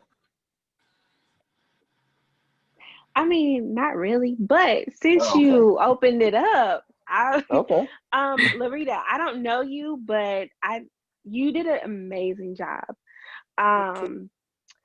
My mother went through kind of a similar situation, and that trauma passed down to me indirectly. So I have experience with that as well, not directly, but definitely indirectly. So I just want you to know that you're doing an amazing job just being able to be in the forefront and be able to talk about it and say, like, it's not okay. But at the same time, like, I'm going through the process of healing. Because a lot of times, because I'm a therapist as well, just like Jewel, a lot of times, Can you write prescriptions? Don't listen to him. No, I can't write prescriptions. No. No. Okay, so yeah, I'm a therapist as well. And sometimes there's a lot of barriers right there in place where a lot of people don't even want to talk about. They don't even want to touch it because it's something that happened in the past, and they're like, okay, whatever, I can get over it. But they don't realize like it affects everything that you do, how you think, how you carry yourself, how do you take care of yourself, how you take care of your kids, how do you do every single thing. So it's just amazing just to see like where you are in life and how you've been raising your children and how much of this, it affects you. Yes, it does. But at the same time, it doesn't define who you are and what you're going to do in your life. So yes, continue to let God use you and just let him take it over. Allow him to just release it and let him do whatever it is that he needs to do with it, because he is doing an amazing thing in your life. Thank you. Yeah. Let's see. Got a couple more questions or comments. All right. Someone sent me a message. I'm not sure if it's private or for the group yet. I'm still trying to figure out. But it just says that you're the big sister that I needed. When I'll wait for them to respond. I'll wait for them to let me know if it's for the group or private. Legend. Pinky water. Pinky Eye. What's going on, Pinky Eye? Hello, everybody going on out there. Before I get to you, Pinky Eye, for the professionals in the medical field that's on here listening, if you have friends of a friend of a friend who writes prescriptions, please let us know, okay? All right. Miss Loretta, I am so proud of you. So proud of you. Of coming on and telling us another chapter and an excellent story that you build in life here. You are truly inspirational. and that's why I'm so glad that you always take the courage to come out here and show that strength. You're giving a lot of strength to a lot of people that you don't even know, that you'd be so surprised. It's good to see, and I can definitely relate about having, and make sure I'm saying it correctly, a happy medium was basically the arts, like writing and music and things like that. And I'm definitely, and like, you're on such a great journey right now, and the fact is your journey's not even over. Now the greatest part of the stories is about to be told. You're about to make the greatest part, which is the rest of your book of life. And speaking of book, I wanted to ask you, what's the information in regards to how you're spreading your story, your awareness to the masses out there? Well, for right now, I was actually picked to be in a feature book with Johnny Wimbrey, Les Brown, and Nick Halleck. So I'm the featured author in that book, Breakthrough. So that's the introduction to my story. It briefly goes over it, and I'm working on projects of my own. So that was my introduction to being a published author, and I will be putting out my own stuff, God willing, sooner than later.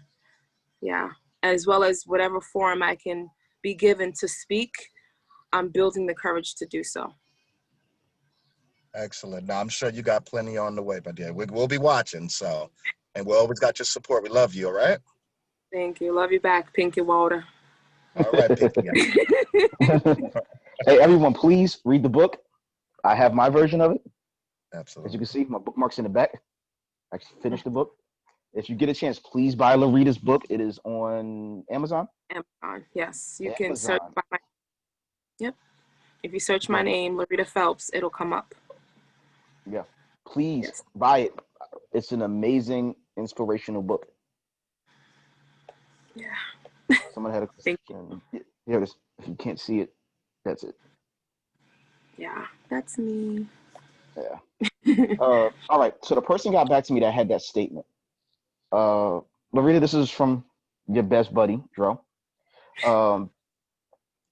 She can't really talk where she is. That's why she sent it in the chat.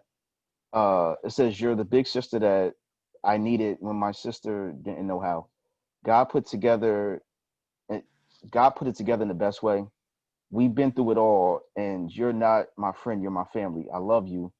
And I will always be your bulldog as well as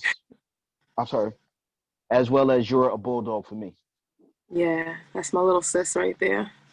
Yeah, she goes hard. That's another one of my protectors. She goes hard for me. I love you too, Dro. That's my Morty, Dro. We have another question from Fallon. I'm trying to see where you are. Hi, yeah. Can you hear me? Where are you? I'm trying to find you on the screen. Oh, there you go. I'm sorry. Oh, yeah. All right. Larita, I want to say thank you. Thank you. Thank you. I've been there, but not nearly to the extent that you have, so I cannot imagine. And one of the reasons why I want to thank you is because you confirmed for me as a single mother that the way that I've chosen to live my life in God is so important, because we as single mothers, you know, sometimes without that family unit, we can just go out here and you just want somebody. Yeah. But you cannot bring just any man into your home around your children. I mean, and especially by tempting them through sex, through, you know, dressing promiscuous or provocative, which, you know, I've done those things. It's like we have to like really ask ourselves, well, what type of man, and I'm not saying that's what your mom did, but I just know that we as mothers, sometimes we go into a mode of almost, it really is desperation of trying to attract a man using, you know, what we have on the outside. And it's so important to only have someone in your home as the head of your family unit and protector over you and your children that is in your life because of all the right reasons. Someone who is submitted to God, you know, and not living in a state of lustfulness. Because I think that's what causes some of these things to happen, is like we're just looking for, not realizing we're looking for someone, you know, using all the wrong things and for all the wrong reasons. So it's again, you just confirmed for me, it hasn't been easy.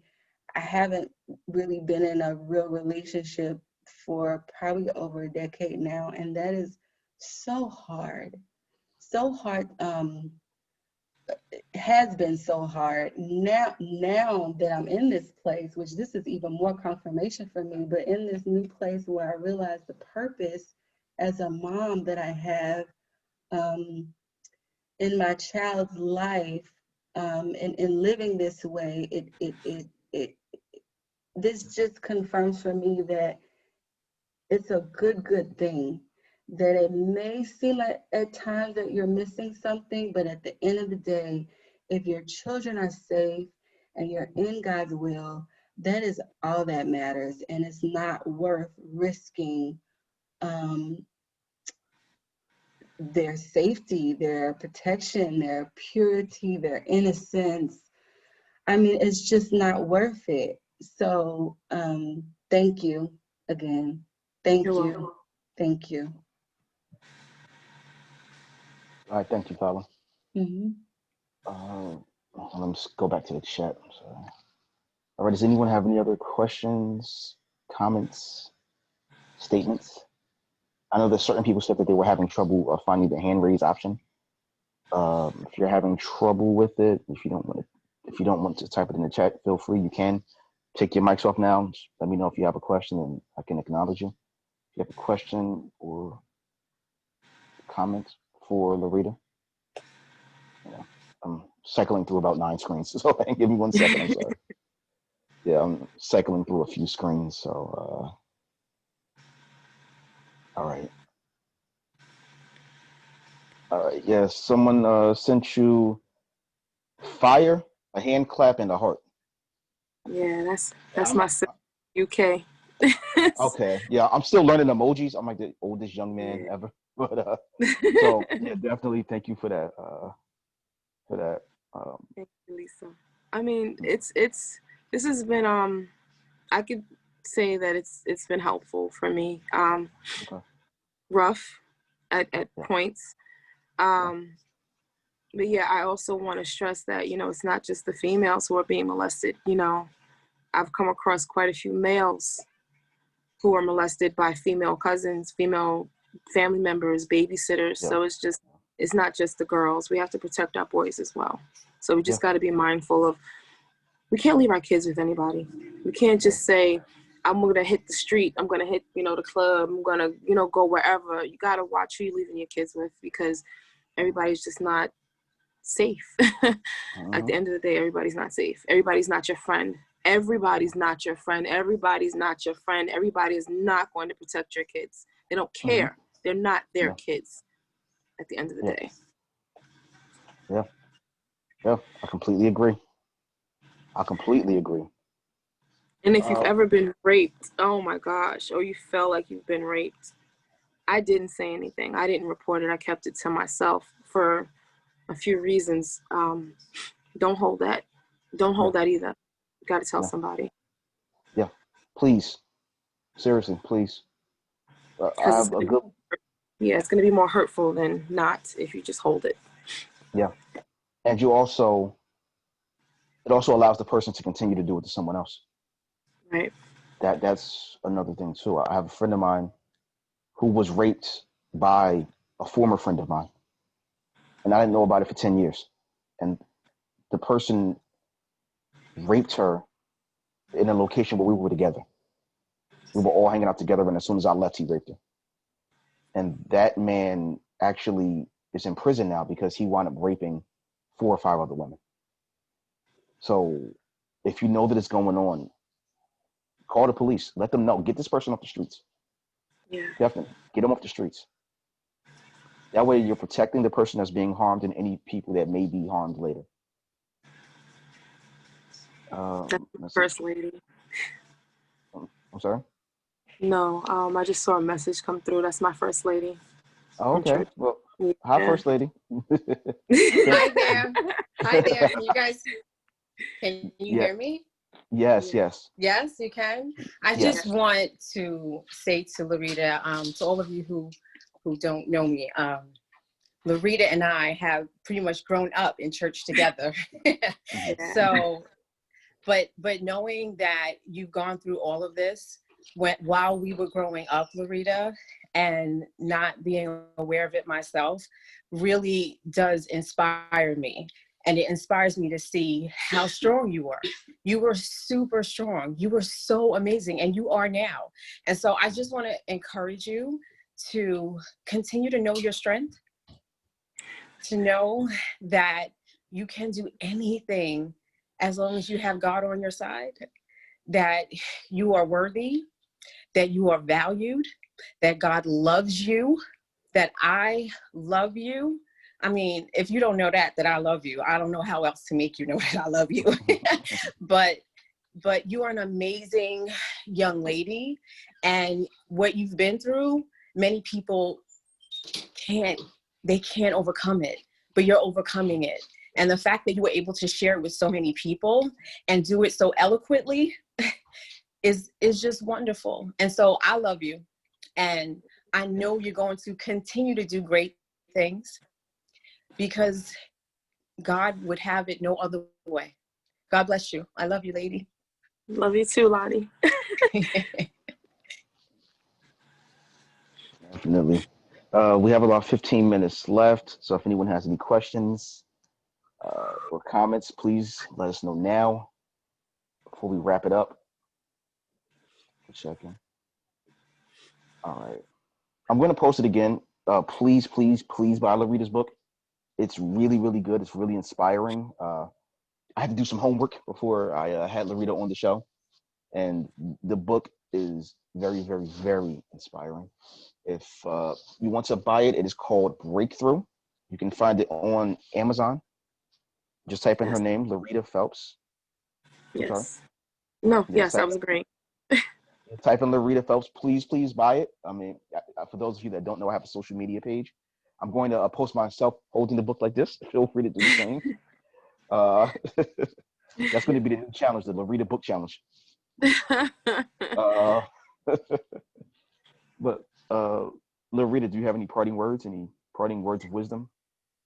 I'm just grateful for the platform, to be asked to be a part of this, to tell my story. I'm hoping, I've seen in the chat that it's been helpful. I'm just hoping to help so many more young adults, teenagers. If you're seeing this and you're watching this and you're being hurt, tell someone. Find someone you trust. If it's your best friend, tell someone. If your parent doesn't believe you, tell someone. If you need to tell a teacher, tell that teacher.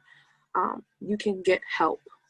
You don't have to suffer through that alone, in silence. There's nothing wrong with you. There's absolutely nothing wrong with you. It's not your fault. So definitely ask for help and reach out to someone who is willing to save you. Definitely. Those are words to live by, words of wisdom. And fortunately, you're going to be on here with us again next week. Yeah. I'm surprised you haven't gotten tired of me yet, but give it time. We're going to work on that. But yeah, we're going to have you on, you and our guest from last week, Jalen, on next week. And we're going to make an announcement next week. We're not going to spill the beans yet, but we're going to be making a big announcement, the three of us, next week. So please tune in next week.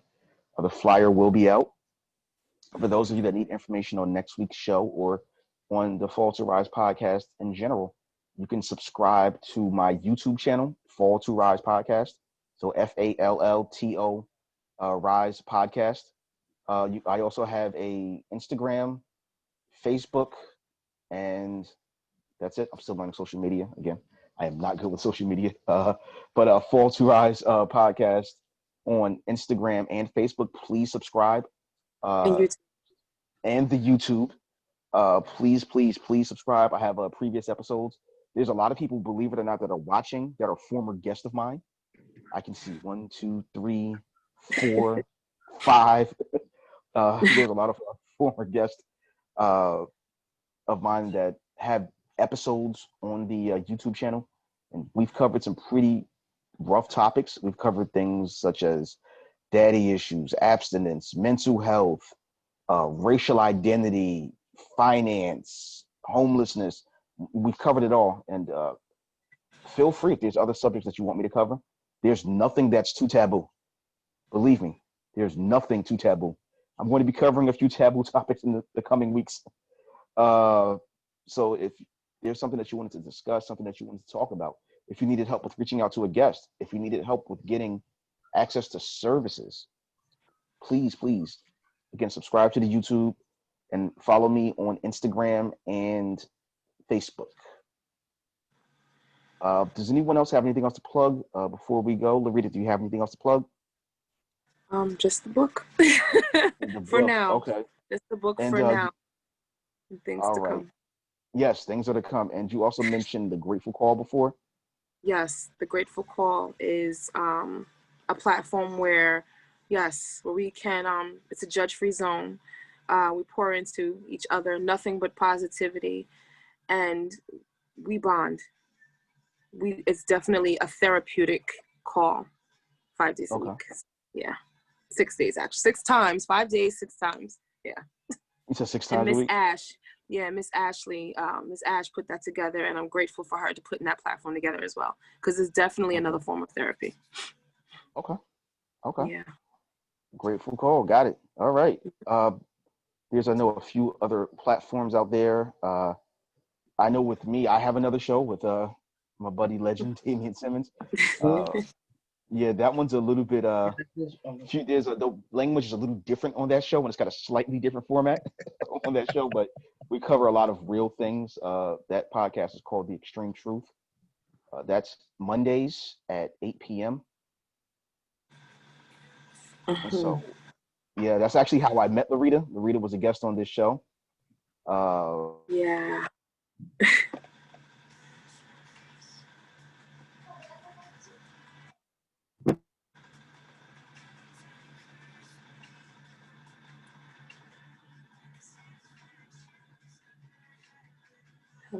think James is having some technical difficulties I'm here. back. I'm sorry. Yeah. I was about to It tap happens. in. You know what I mean? Yeah, yeah. But you're trying to make the hot tag. It's like, all right, yes, we on Monday, 8 p.m. Eastern time. Yeah. Discuss current events. You know, we got our hood classics and everything there. So we definitely would like to have you there. Thank you very much.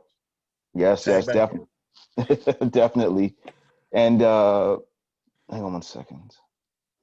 Am I no longer the host? Hang on. 1 second. I'm sorry. You're the host. Okay, Still. just making sure. Yeah, my screen's acting up. Sorry.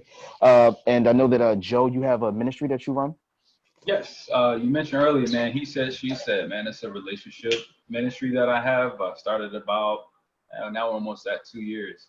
Didn't know what it was when I first got it, but definitely got the call of God to be able to lead people and help them understand by using His Word, being able to attack these relationship issues that we have in personal relationships, familiar relationships, marriages, whatever have you. And we have a slogan that says it's impossible to spell relationship without you in it. The you is God. We can't spell relationship without having Him at the center. So if anyone's interested in joining our GroupMe, we have a GroupMe community. Your host is actually one of my good brothers. I've known James since I was 10 years old. We also have several other people that's on the call now that's a part of the community. We have a GroupMe community, remain connected, and we stay together. If you're interested in joining, look me up on my YouTube channel. My YouTube channel is under the name that's listed in this little box where my little head is right here, Joseph Hogan III. Check me out, and it'll take you to wherever you need to be. Reach out to me. We'd love to get you connected. Community is so important, and that's what we stress, and that's what we're here for. We're here to, you may come as you are, but you won't stay as you are, because as the reader touched on, as far as the shame process, God loves each and every one of us to where He's covered that shame. When Adam and Eve sinned, He still called their name, and He's calling every person to be in relationship with Him. And that's something that we stress. So there's no shame, Larita. He's covered it for you with the blood of Jesus Christ. So love you all. Hope to hear from y'all soon. Thanks, Joe. Jewel, I know that you have a website. For your, will you I guess conduct your therapy or conduct sessions? Yeah, I just launched my own business. I do private practice therapy and life coaching.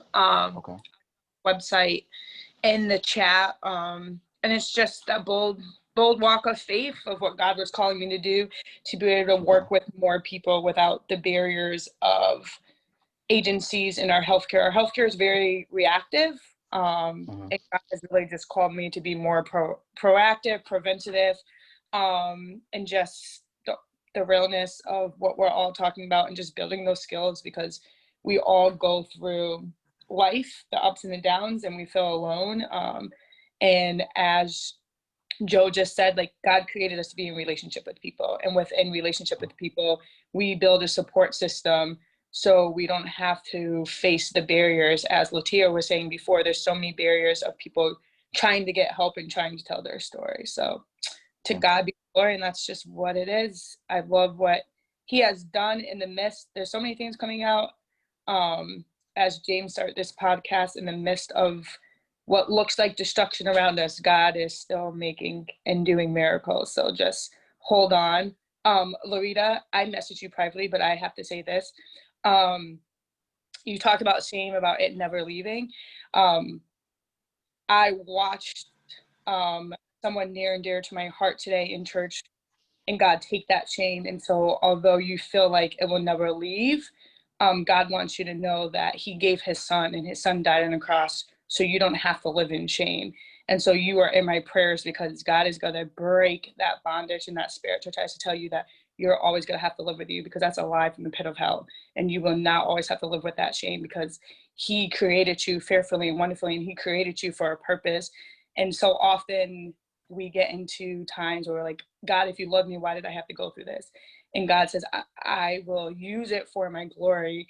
And so He didn't make you go through that, but He said He's going to use it for His glory. And like you said, you're going to reach the mass, but you're not going to live in that shame. And you're going to be able to stand and tell someone one day, I thought I was never going to get over the shame, but Jesus, but God, but the grace of God. And so He's going to break it. He's going to break that fact that you don't have to live in shame. And so I just needed to boldly tell you that, because that's a lie from the pit of hell, and it's got to be broken. If it's not broken right now in these words, it will be broken soon to come.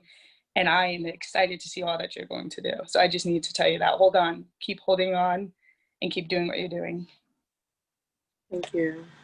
And Jules, someone did ask me a question for you. Fallon, so what do you specialize in? Oh, such a tricky question. What do I specialize in? Honestly, I specialize in the act of creating a safe space to walk through the journey and whatever someone's dealing with. I am not about boxes. I'm not about labels. The reason why I branded myself on my website as a life coach too is because so often with the realm of therapy, and I am a licensed therapist, and I worked hard for that, to have the education to work with people. But in that realm, we have to give labels, and I'm not about labels, because at the end of the day, the fact that someone had to go through whatever life structure they went through and their reaction is normal, and what comes from that, I refuse to sit here and say I've got to put you and have to label you to give you a diagnosis that's going to follow you everywhere you go and put you in a box that God does not want you to be in a box. And so what I specialize in the fact of walking and creating relationships to create that safe space, to build skills to walk through and process whatever you are dealing with. Yeah, and what's that website again so that people can contact you? It's thejewelofThriving.com. The Jewel of Thriving. Yes, please put it in the chat. Come on. Yes, yeah. Did I say it right? I've been trying to say it right for like 8 weeks. I said it right. Okay, I've been trying to say it for 8 weeks. I can't say it, but Also, if anybody would like to connect with me, I have a personal YouTube page. It's not as active as I used to be. It's there under you froze again. Loretta Phelps on Twitter. You have to go back. You froze again. Oh, sorry. Okay, so on YouTube, it's unique_0478, I believe it is.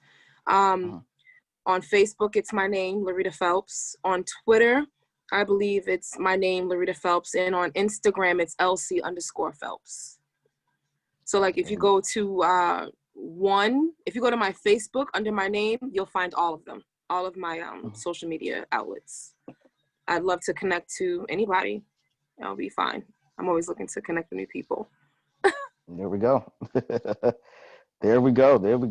And we're going to have you back again next week. Yeah. Yeah. Don't worry about it. I'll take care of you. I know. Worst comes to worst, we'll have some cake for you before we start and everything will go well. For those that wanted to share today's episode with others to help others, it will be on YouTube in a couple of hours, and maybe about 2 hours. So that's why I ask, please subscribe to the channel. I'm going to put it up there. Please share this episode to help Loretta. I'm sorry, to help others. And please buy Loretta's book. Again, it's a trend. We're going to take the picture smiling with it. Please buy the book. Loretta, I can't thank you enough. I cannot thank you enough. And I can't express how hopeful I am and so happy I am for what's coming for you. Doors are getting ready to open for you that you may not even see yet. And you may have just opened up doors for a lot of people, whether you feel it or not. But you did. You may have just saved someone's life today. And I'm grateful for that. Definitely great. That's the goal. Yeah. That's definitely the goal. Because the suicide comes with hand in hand sometimes with this. So, yeah. Yeah. I mean, I really, really appreciate it. And it actually ties into next week's episode. Where we're going to have you back again. Next week's episode is going to have Loretta and my former guest, Jalen. Next week's episode is going to be surviving suicide. So if you're suicidal, have gone through suicide, know people that have, tune in. Even if you haven't, tune in. You may learn a few things. So please tune in next week. Like I said, all the information will be on the social media pages, the Fall to Rise podcast, YouTube, Facebook, and Instagram. And so for James Brown and everybody here at Fall to Rise, I really, really thank you for tuning in. And Loretta, thank you again. I'm going to call you so I can come over and we're going to go eat some cake, okay? Sugar-free. Sure. However you want, and my two therapist guests, if they can talk to some friends to help us get some of those ingredients that we need for that cake, please let me know. Yeah, next week's show will be on Saturday. For those of you that had been previously watching the show has always been on Wednesdays. I had a unexpected situation that forced me to push the show to Saturdays for 3 weeks. So next Saturday will be the last Saturday show. After that, everything is going back to Wednesday nights at 8 p.m. So next week's show will be at 3 p.m. next Saturday, and that will be the last Saturday show. If you all want to do Saturday shows, I might actually start doing 2 shows a week. I might do Wednesday and Saturday shows covering a lot of topics. Okay, somebody's asking me to put the YouTube information in. I mean, what do you all think? What do you all think that I should do a Saturday show and a Wednesday show, or do you all think that I should keep it on Wednesday? I'm actually going to leave it up to you all. I'll put my plug in there. I go to church on Wednesday nights, so I hate to miss it, but I get you got to do what you got to do, and I can always catch the replay. Okay. Okay. Larita, what are you thinking? I like both. Both is fine. We can save some more, get to more people, reach more people that way. Okay. Yes, because it's normally Wednesdays at 8 o'clock, right after Joe's Wellness Wednesday call. So usually ties right in.